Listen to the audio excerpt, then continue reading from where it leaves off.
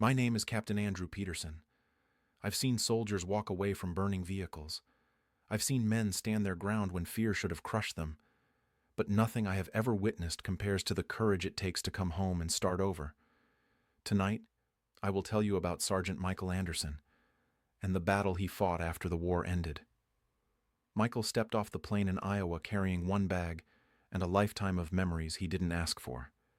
There were no reporters, no flags waving, just his mother standing near the railing, hands shaking as she searched the crowd. She saw him before he saw her. She didn't cry. She didn't speak. She just held him like she was afraid he might disappear if she loosened her grip. Everyone thought the war was over. It wasn't. That first night, Michael lay in his childhood bed staring at the ceiling, the same cracks in the plaster, the same door that never quite closed properly. But the silence felt wrong. His body didn't know how to be still anymore.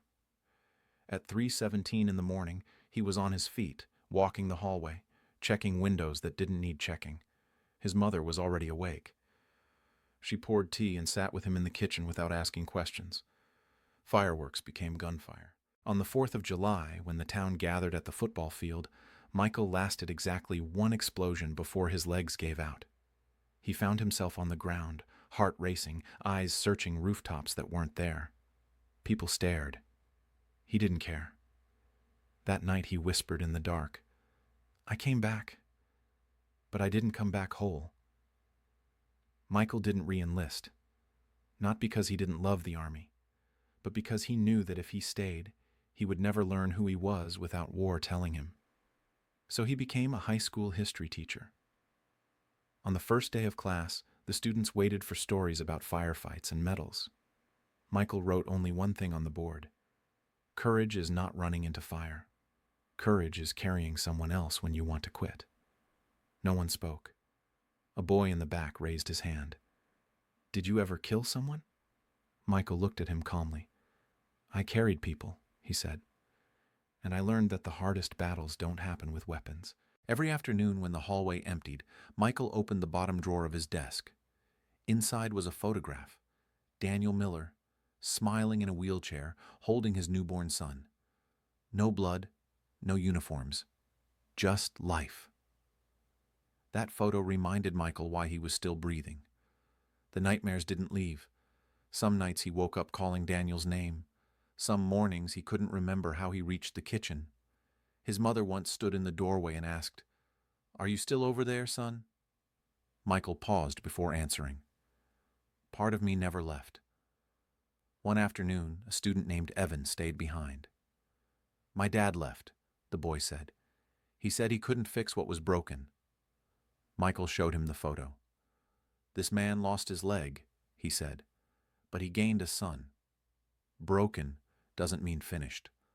Evan stared at the picture for a long time. "I think I understand courage now," he whispered. Months passed. The town saw a veteran, but the students saw a protector, a man who stayed late, a man who listened, a man who didn't walk away from pain. The counselor once told him, "You're saving kids who don't even know they're drowning." That night, Michael cried harder than he ever had in war, because saving lives didn't require a battlefield. Every Sunday he sits on the porch with his mother. She pours tea. He watches the sun fall behind the cornfields. She looks at him and says, "You promised you'd come back." Michael smiles softly. "I did," he answers, "just different." And that is the real battle, not the one fought with guns, but the one fought inside a man who survived and chose to live.